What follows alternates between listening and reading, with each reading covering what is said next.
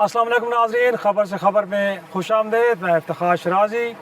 मुल्क में अरसे दराज से एक बहस ये भी चली आ रही है कि क्या ये पार्लिमान एक बालादस्त पार्लिमान है, क्या इसके वतन से वजूद में आने वाली वफाकी हुकूमत, उसके प्राइम मिनिस्टर भी एक बाइख्तियार प्राइम मिनिस्टर हैं, क्या इस मुल्क में इदारे वो अदलिया हो, वो इस्टेब्लिशमेंट हो कि अपने दायरे में रह के वो काम करते हैं या वो ओवर स्टेप करते हैं। गोया कि ये बहस कोई आज की नहीं है बल्कि पिछली कई दहाइयों की है। और अब हमने देखा है कि पिछले दिनों टेररिज्म को लेके पार्लिमान की कौमी सलामती कमेटी का इजलास हुआ और उस इजलास में अपोजिशन की जो बड़ी जमात है तहरीक इंसाफ, वो तो शरीक नहीं हुई, लेकिन जो दीगर जमातें शरीक हुई इनमें मौलाना फजल रहमान साहब या ANP के अमल वली खान साहब, वहाँ से कुछ एक तजावीज़ आई जो उन्होंने उस कमेटी के सामने भी रखी कि दिस इज़ हाई टाइम कि इस मुल्क के अंदर अब ट्रूथ एंड रिकन्सिलिएशन कमीशन बनना चाहिए जनूबी अफ्रीका की तर्ज पे, जिसमें तमाम स्टेक होल्डर्स बैठें और वो बैठ के अपनी माजी की गलतियों का एतराफ़ भी करें और फिर इस मुल्क को तरक्की और खुशहाली की राह पे गामजन करने के लिए नए रूल्स ऑफ द गेम भी तय होने चाहिए। तो क्या ये एक हाई टाइम है, ये मुनासिब वक्त है, यही वो लम्हा है कि जिस पे सियासतदानों को इस तजवीज़ पे संजीदगी से गौर भी करना चाहिए और फिर उसको लेके एक सियासी हौसले का मुजाहरा करते हुए एक दूसरे के साथ बैठें और उन स्टेक होल्डर्स को भी साथ बिठाएं कि जिनके किरदार के ऊपर माजी में बड़े सवालात उठ रहे हैं। तो आज हम अरकान पार्लिमान को फिर इंगेज करेंगे, उनसे गुफ्तगू करेंगे और उनके सामने ANP के रहनुमा अमल वली खान की तजवीज़ रखेंगे कि क्या वाकई इस मुल्क में अब ट्रूथ एंड रिकन्सिलिएशन कमीशन बनना चाहिए और फिर अगेन जैसे मैंने कहा कि नए rules of the game set होने चाहिए जिसके तहत इस मुल्क को दुरुस्त सिमत में आगे ले जा सके। तो चलते हैं और उनसे बात करते हैं।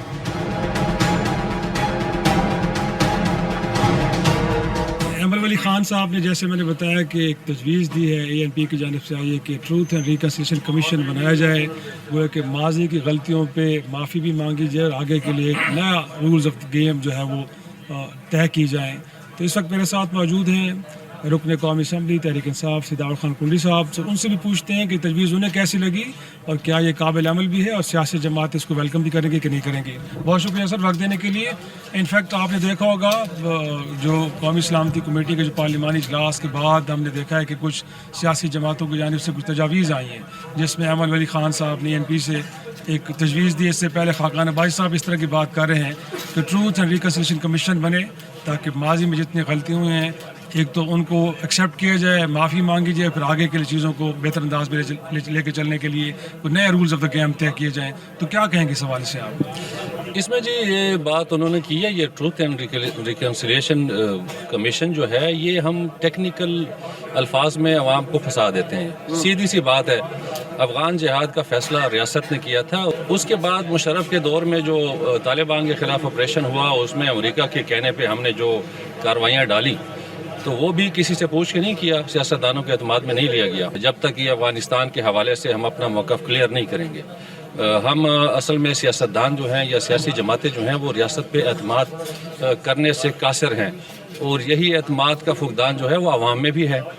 आवाम ये समझती है कि अगर आप ऑपरेशन करते हैं दहशत गर्दों के ख़िलाफ़ तो फिर 5 साल बाद उनको आबाद करते हैं, फिर आप कहते हैं कि ये हमारी जो स्ट्रेटजी है ये बहुत बेहतर है। दहशत गर्द हैं, अगर उसके ख़िलाफ़ रियासत कोई सही पॉलिसी लेती है तो कम अज़ कम वो पॉलिसी 20 साल चलनी चाहिए। सियासतदानों को फ़ौरन पॉलिसी बनाने का इख्तियार नहीं है। सियासतदानों को अब देखिए इस हुकूमत में वज़ीर ख़जाना भी उनका नहीं है, वज़ीर दाखिला भी उनका नहीं है। वज़ीर दाखिला इतने बड़े इजलास में आया नहीं। जिन सियासी जमातों ने बाइकाट किया था उसका उनका एक ही मकसद था कि एतमाद कौन देगा, पार्लियामेंट का इख्तियार नहीं है। और जो मेन जो सियासतदानों का कहना है वो ये है कि अगर आप आइन को और कानून को बालादस्त नहीं करेंगे, पार्लियामेंट को बालादस्त नहीं करेंगे, हमें अपना इख्तियार नहीं देंगे। इख्तियार किसी के पास भी नहीं है। लेकिन कुंडी साहब इनफैक्ट अगर हम माजी पे नज़र दौड़ाएं तो इस मुल्क के अंदर अगर 3 बार आमरीत आई है तो उसको लेजिटिमेसी तो सियासतदानों ने दी है, इस मुल्क की पार्लिमान ने दी है। तो आप क्या कहेंगे कि सिर्फ इस्टेब्लिशमेंट को मुर्द इल्ज़ाम ठहराया जाए या इस जुर्म में फिर पॉलिटिशियन भी शरीक है? जो फॉर्म 47 वाली गवर्नमेंट है, अब ये देखें, ये मैं समझता हूँ कि जो 8 फरवरी का इलेक्शन था ना, ये एक अरब स्प्रिंग था पाकिस्तान के लिए। इसमें यूथ ने अपनी मर्जी से वोट डाला, PTI को डाला, जिसको डाला वो आप सबके सामने है। اس کے بعد یہ فارم چینج کیے گئے اور چینج کر کے ڈمی سیاستدانوں کو بٹھایا گیا. اب اگر سیاستدانوں میں بھی ڈمی سیاستدان ہیں تو اس میں جو مین اسٹریم کے سیاستدان ہیں ان کا کیا قصور ہے؟ پھر اٹھایا جاتا ہے ان لیڈروں کو, سیاسی جماعتوں کو کالعدم قرار دیا جاتا ہے. تو یہ چیزیں رکیں گی. ٹروتھ اینڈ ریکنسیلیشن کمیشن اور اس طرح کی ٹیکنیکل باتیں کر کے ہم اپنے آپ کو ورغلا نہیں سکتے. مین چیز ہے عدم اعتماد ہے, اعتماد کا فقدان ہے. ہم اعتماد کرنا چاہتے ہیں, گارنٹی کون دے گا؟ لیکن وہ کہتے ہیں نا کہ ماضی میں پھر مختلف جماعتیں ہیں کہ جو اسٹیبلشمنٹ کی گویا کہ سپورٹ کے ذریعے اقتدار میں آئیں, تو پھر آپ سیاستدانوں کو بالکل بری ذمہ قرار دے دیں. سر دیکھیں, 18 کے الیکشن کے بارے میں یہی بات کی جاتی تھی کہ خان صاحب بھی کسی سپورٹ سے آئے تھے. دیکھیں, ہم یہ سمجھتے ہیں کہ تمام سیاسی جماعتیں, جتنی بھی سیاسی جماعتیں ہیں اس وقت, وہ اسٹیبلشمنٹ کے سپورٹ سے آئی ہیں, وہ فارم 47 سے آئی ہیں. چاہے 1980s لے لیں, چاہے 2018 لے لیں, چاہے 2023 لے لیں, 24 لے لیں. تو یہ تو کلیئر ہے. اس میں تو اگر سیاسی جماعتیں بھی یہ چیز ماننے کو تیار نہیں ہیں تو وہ بھی غلطی پہ ہیں. ہم اپنی پارٹی میں بارہا یہ کہتے ہیں کہ جو ہم نے غلطیاں کی ہیں ان کو ماننا پڑے گا, ان غلطیوں سے آگے جانا پڑے گا. اب وہ زمانہ نہیں رہا, اب سوشل میڈیا کا زمانہ ہے. اب سوشل میڈیا اتنا وائبرنٹ ہے کہ آپ کوئی چیز چھپا نہیں سکتے, آپ جھوٹ بول نہیں سکتے. جھوٹ ٹھیک ہے پھیلایا جاتا ہے اس پہ, لیکن آپ خود جھوٹ نہیں بول سکتے. تو تمام سیاسی جماعتوں کو بھی سوچنا ہوگا کہ ہم نے کیا غلطیاں کی ہیں. اب یہ ملک کی جیو اسٹریٹجک پوزیشن اتنی بہتر ہے کہ ہم بھوک سے نہیں مرتے, لیکن ہم اس طرح کی جو ہم غلط فارن پالیسیاں بناتے ہیں اس سے ہم مارے جاتے ہیں. صحیح. لیکن اگین تحریک انصاف پہ بھی یہ ایک تنقید آتی ہے کہ آپ کے بانی بجائے ملٹری اسٹیبلشمنٹ کو خطوط لکھنے کے پولیٹیشینس کو انگیج کریں. اگر آپ نے اس پارلیمان کو طاقتور بنانا ہے, فارن پالیسی ہو, انٹرنل پالیسی ہو, سارے معاملات اپنے ہاتھ میں دینے ہیں, تو پھر سیاستدانوں کے ساتھ کھڑا ہونا پڑے گا, ان کو انگیج کرنا پڑے گا. سر تو وہ جو انگیجمنٹ ہے آپ کے اینڈ پہ وہ کہیں سیریسلی نظر نہیں آ پا رہی. دیکھیں, انگیجمنٹ ہماری طرف سے سیریس تھی. ایک مذاکراتی کمیٹی جو بنی تو ہم نے بھی اس میں تو نام دیے, 3-4 دور ہوئے مذاکرات کے. اب دیکھیں, مذاکرات تو ان سے کیے جائیں گے نا کہ جن کے پاس اصل طاقت ہے. اب پی ٹی آئی نے بھی اعتماد کیا ریاست پہ, ان کی پالیسیوں پہ, اور اسی اعتماد کی ان کو مار ملی, ان پہ عدم اعتماد ہوا, ان کو ہٹایا گیا.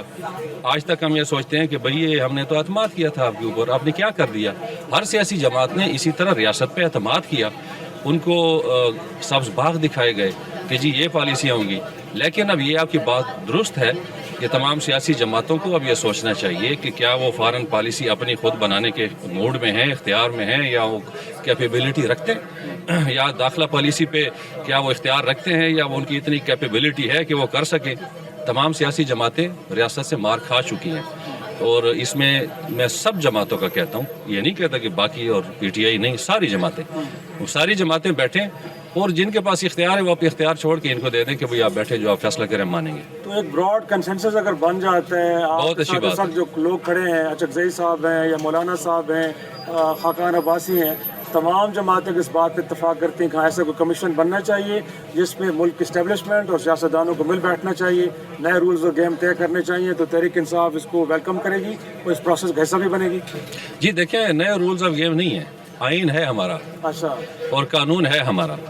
اسی آئین اور قانون کے تحت اگر گیم ڈالی جاتی ہے, اور میں سمجھتا ہوں کہ تمام سیاستدانوں کو, تمام سیاسی جماعتوں کو اس پہ مل بیٹھ کے اس پہ عمل کرنا چاہیے.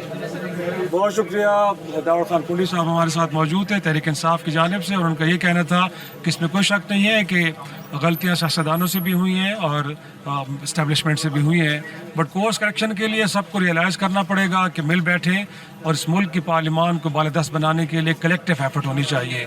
تو آگے چلیں گے, تھوڑا سا اور کچھ اسی طرح کے سیاسی قائدین سے ہم بات کریں گے اور ان کا نقطہ نظر لینے کی بھی کوشش کریں گے. ایک چھوٹے سے بریک کے بعد واپس آتے ہیں, گفتگو کے سلسلے کو آگے بڑھاتے ہیں.